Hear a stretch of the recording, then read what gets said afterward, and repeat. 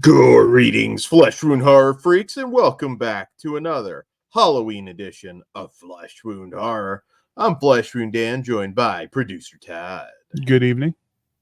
So, Todd, hope you're having an awesome Halloween season day. And we're actually kind of a first here on Flesh Wound Horror. We're reviewing, I believe it's a first. We're reviewing some W.A.V.E production films. Which, if you're unfamiliar with W.A.V.E Productions, they were basically a mail order video company. That you could make your own custom horror movies, or really a lot of it was your own custom fetish videos that you could get. They were a company in New Jersey, and I highly, highly recommend the documentary Mail Order Murder, the story of W.A.V.E Productions. Whatever comes next, whatever you think of these movies, which there's been a lot of them coming out, particularly from Saturn's core, whatever you think, that documentary is really good. And also considering W.A.V.E Productions, I don't know if they're technically still running or not, but they went well over 20 years. I mean, that's a hell of a run. There's big companies, that didn't last half that long. So WCW didn't last 20 years. How's that? There you go. There you go. W.A.V.E Productions and Debbie D and Tina Kraus, they all outlasted WCW. I don't know. Maybe if they got The Rock, it would have been different. Take that, Bischoff. They're 83 weeks, my ass. They're chanting "Die Rocky Die." You know what? I'm gonna go make fetish films like the Nylon Strangler. Things could have been very different. But I kind of want to see that now. That's hilarious. But yeah, no, they did something really, really unique. That it wasn't an adult thing. I don't think they ever did XXX, as far as I'm aware, if I recall. I mean, they were certainly a lot of it sexual, but yeah, no, it was really unique, and I think it's a documentary that you guys will love, irregardless of what you think of these movies. Yeah, even if you don't like, some of these cheapies, I think the documentary is well worth watching. I'm more familiar. Like I watched the doc. I've seen a couple. Like W.A.V.E wasn't really on my radar on the West Coast. Wasn't you never saw any of the ads in the magazines, or you just didn't think anything of it? I probably paid attention about as much as I paid attention to those apartment wrestling thing. Whatever, I think it was probably one of those things like, I'm a kid, no money to actually do it, but I'd be like, man, this is fucking awesome. I could just but Dan, you see the ad as a little kid, make your own horror movie. It's probably not the same thing they were thinking. I want boobs, big boobs, and lesbians, and maybe a dinosaur. I don't know. It's starting to sound like Kruger. There's a dinosaur in the mix.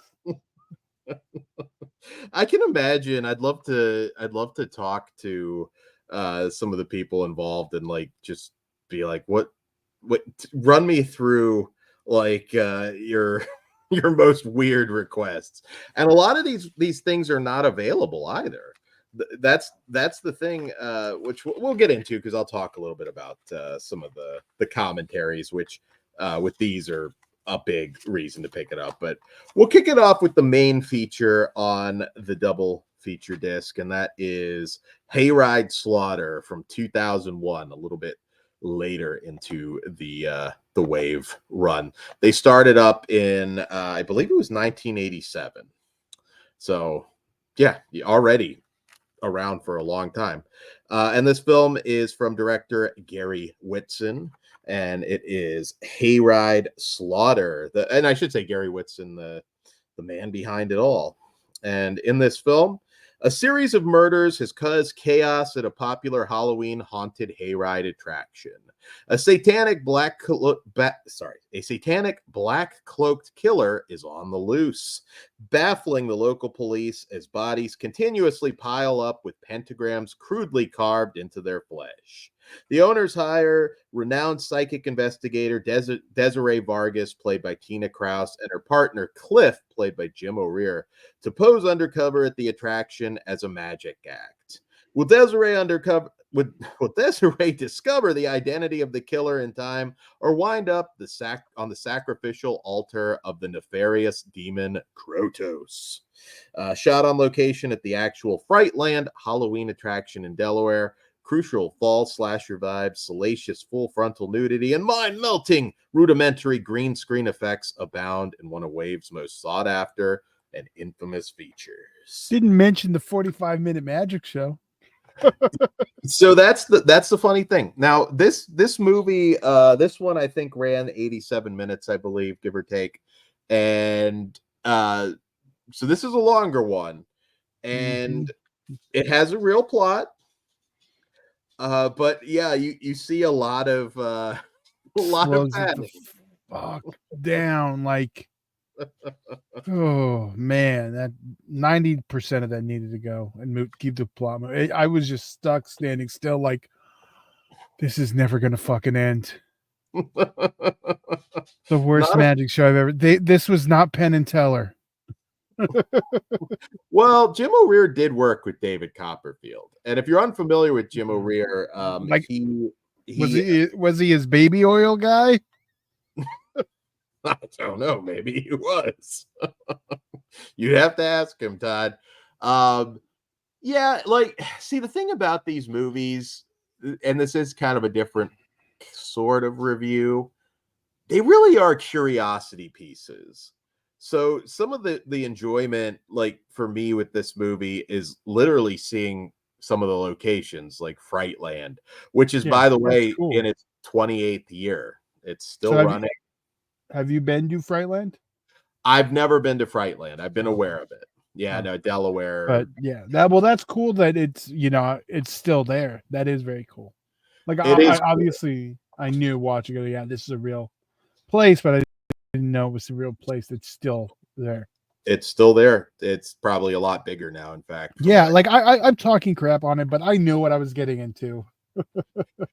It is, it's kind of like, it almost feels like if a friend made a movie and you're watching it, obviously you're not able to judge it the same way. Like, I liked seeing that stuff. I enjoyed just a stroll through the local zoo that they illegally probably shot some of the stuff in.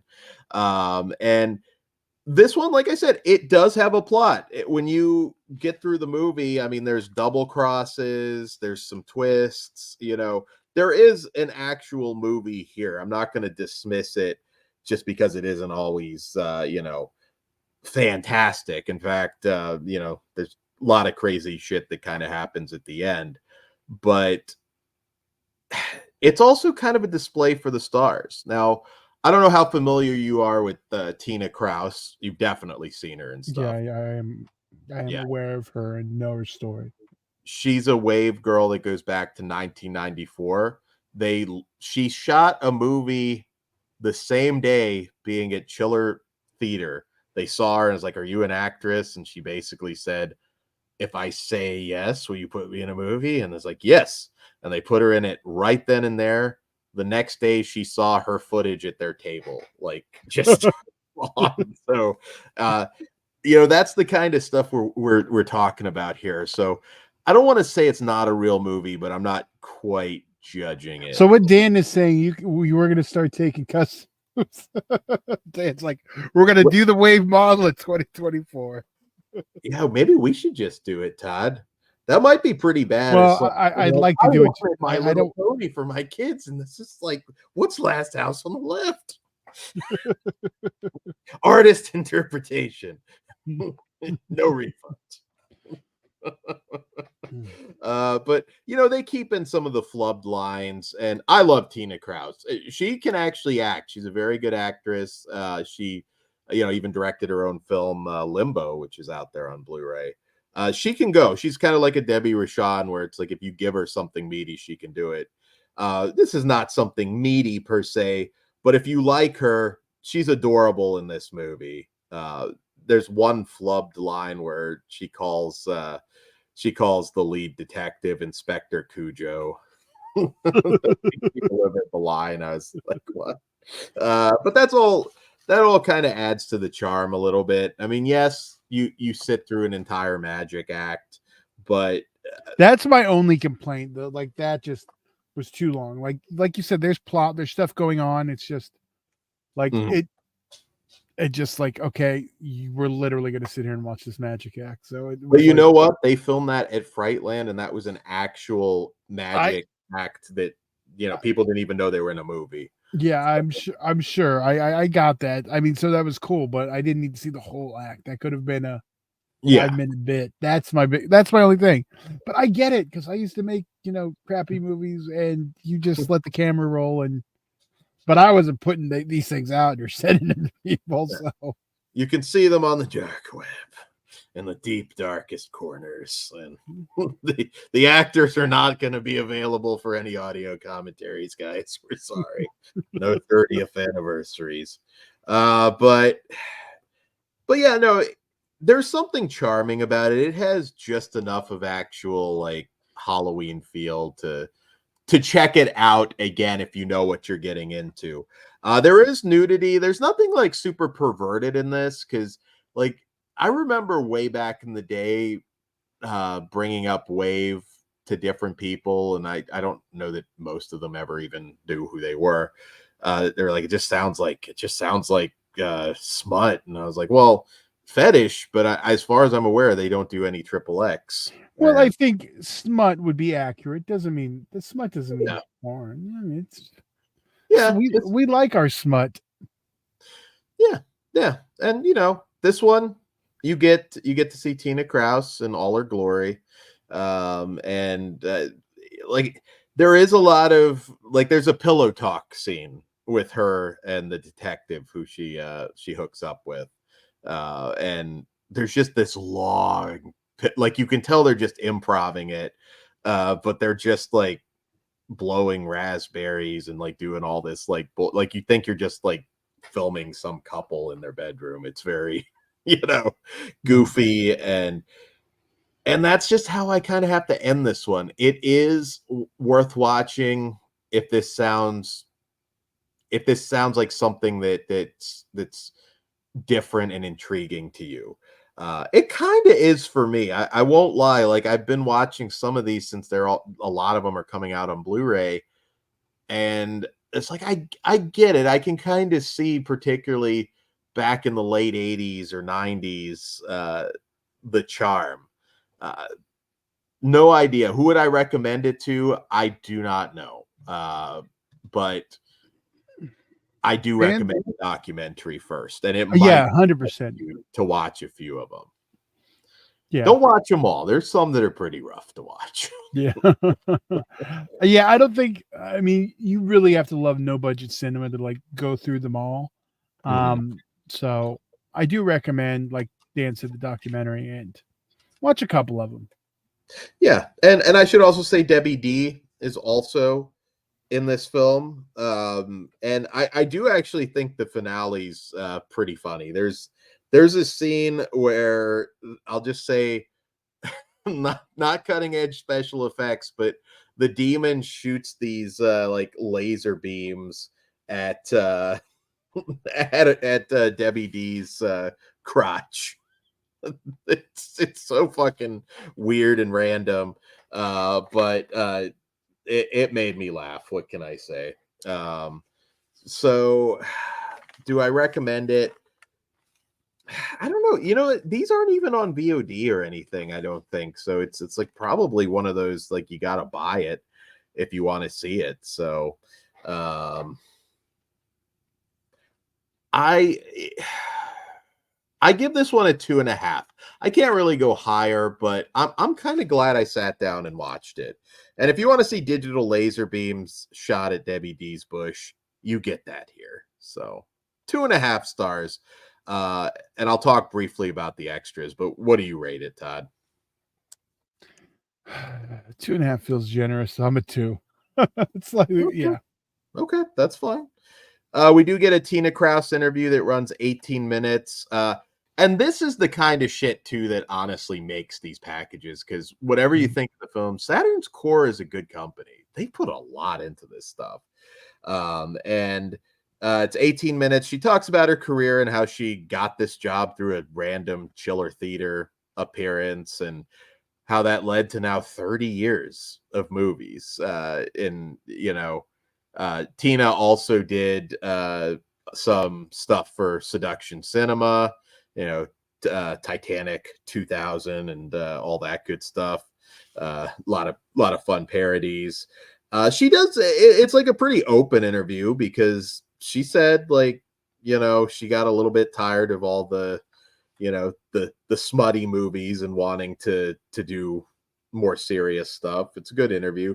There's also a 27-minute interview with Jim O'Rear. He talks going from his magician background, which he fell in love with Haunted Mansion as a kid, and that kind of led him down that path, and getting into acting and stunts, making his own movies. Really interesting guy. Uh, Talks his Vampire Tales anthology, which he has a YouTube channel where you can watch a lot of his early movies now, and has a little bit of story on Frightland and working there and doing the magic shows. There is also a commentary track, which with the director.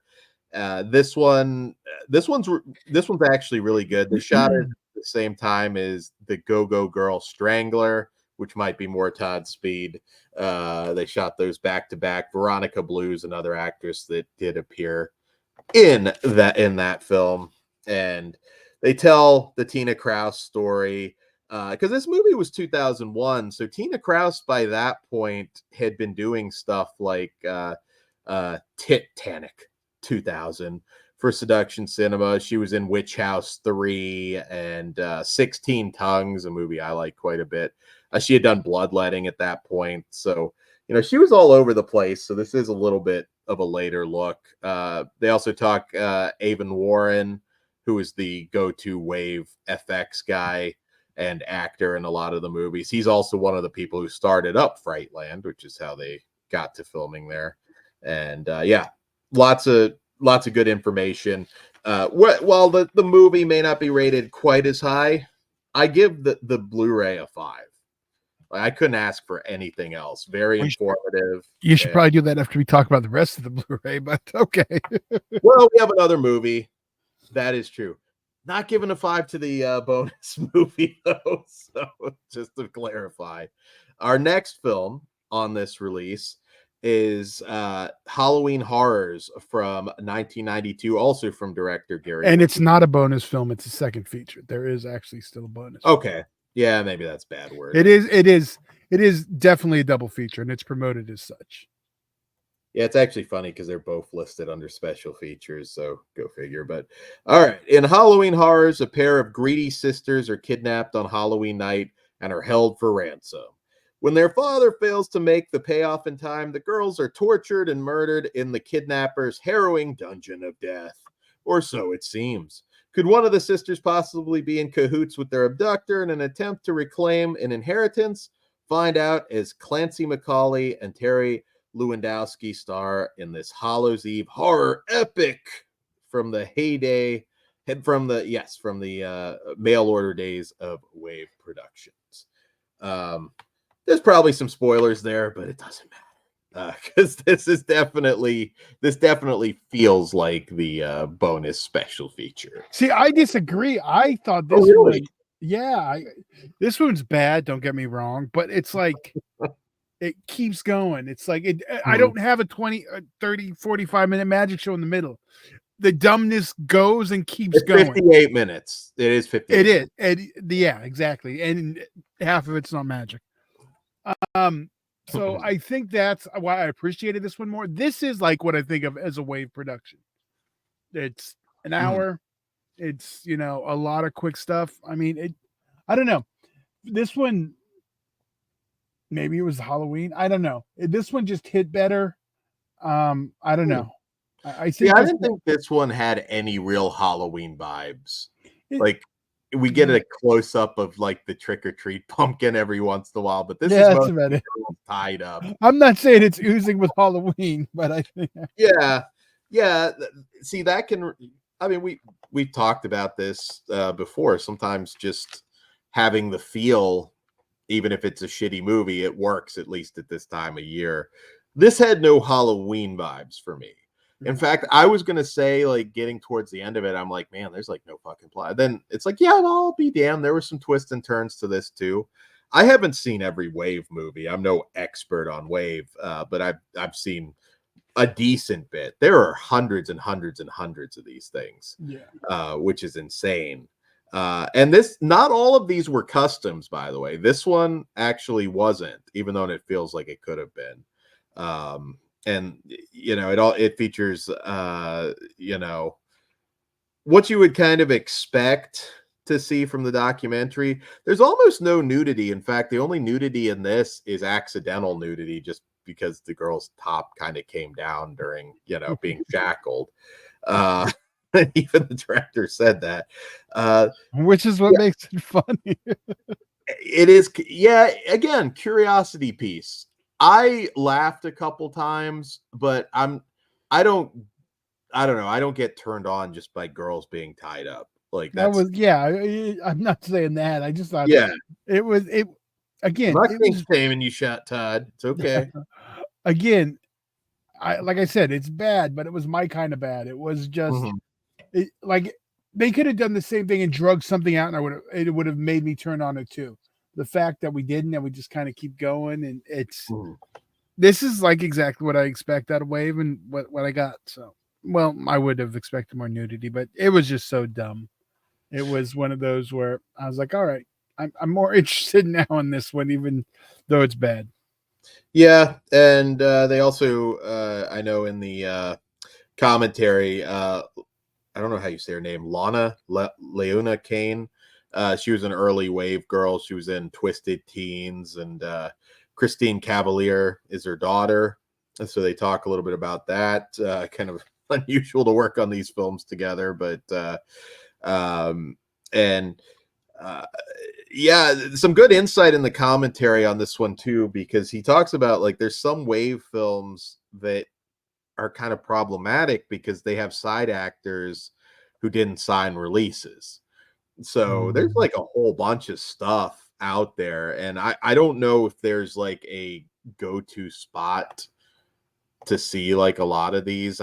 I don't know, like, the not no actor releases after 30 plus years, how that would work, but you know, uh who knows. But this one is more or less just a lot of time spent with the girls, just in stockades, bound, and yeah, that's just not my thing. It might be for you guys out there, I don't know, but Yeah, well, yeah, I prefer titties. I Why? get it. This one was just like I said, it was bad, and that's what kept me going. We'll get to the extras in a minute. But it's okay. So Yeah, and there is uh, some story at the end. Like I said, there's all the, yeah, double crosses and shit that you didn't expect. again, neither of these I think are particularly good. Just again for the record, I just Yeah. had a bit more fun with this one than I maybe because I expected it not to have any, and I was just glad not to have a long magic show. Um, I fucking hate magic. no, I don't. I was just like, oh god, this is just like I knew. I was like, fuck, we're gonna get the whole fucking routine, and then it started. It never stopped. You know what it needed? It needed some asshole in the crowd to start chanting, "Show your butthole."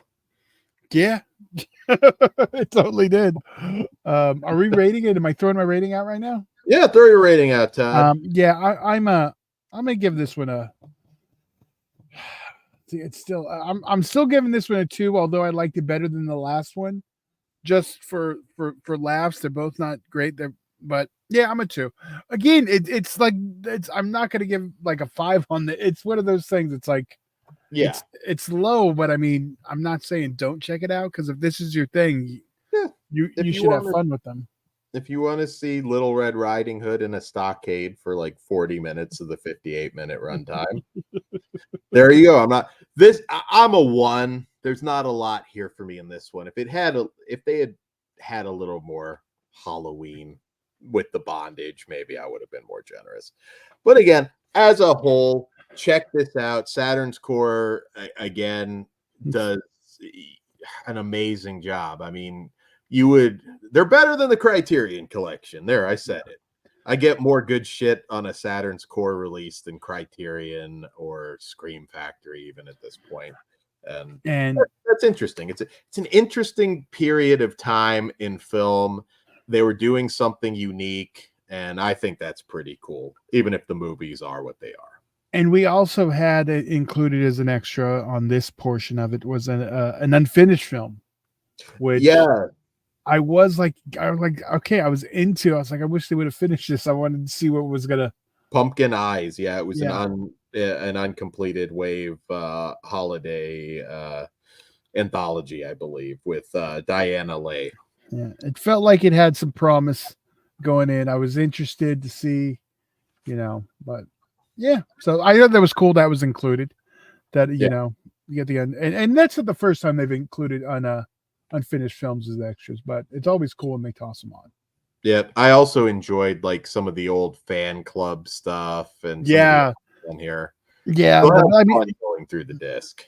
But yeah, we're suckers for stuff like that because I know like the old Full Moon stuff too, the old Trauma Lloyd stuff, like just that old like era of, Yeah, exactly. So let us know what you think. Are you a W.A.V.E. fan? Let us know what you think in the comments. You know what? I'll say this much for two unknown movies. This Slip sold out pretty damn fast on Vinegar Syndrome. So there you go. They're moving. That has nothing to do with the quality of any of the movies. What do you think the percentage is? I'm going to do this on here. What do you think the percentages of those people that bought the 1,000 slipcovers actually opened or watched anything to do with it? 35%. I think you're high. I'm going to say you're closer to 15% of the people will ever actually watch it. Well, I'm fine with that, Rand. Well, if you're gonna, this shit's not cheap. If watch it, if you're gonna buy it, watch it. It's about the movies. But yeah, no, I have a lot of fun going through these. I'm gonna be honest. It's a weird thing. You would think for as low as we rated the movies, but I think Hayride Slaughter is perfectly watchable. Maybe for just different reasons, but. Yeah, I if I would have not been reviewing this, it would 100% got a fast forward. Is it too East Coast for you? Is that like some of this stuff? You love the sleazy New York stuff, so I don't know. I don't know. Maybe it's my fuck Jersey. If it's not Tromaville, the only city where there's shit in New Jersey, it's fictional. God damn it! This should be. We should just kidding, New Jersey people. Pitch this to like Rob Black side hustle. Let's do customs. Like, you want to see Necro Butcher in a romantic comedy? God damn it! Put down your money, and we'll do it. The story of a deathmatch wrestler who had to learn to love again. Boom. We'll pitch it. If he doesn't do it, we'll talk to Kruger. Like, Kruger, you're the next Tom Hanks. We got your Meg Ryan right here. I'll just be in the background yelling, "Show your holes!" What kind of a direction is show your butthole? God damn it! All right, and I'm gonna get perplexed if he watches this. Yeah, this is well, we shouldn't have to worry about that. If so, yeah, it is what it is. It is what it is. So, guys, we hope you're having a very happy Halloween season. You may have missed some shows on our channel because we've been doing them every single day, sometimes more than one a day. So go back, listen to anything that you missed, and stay tuned for more. Good night. Happy Halloween, and show your butthole. Money's on the dresser. Good night.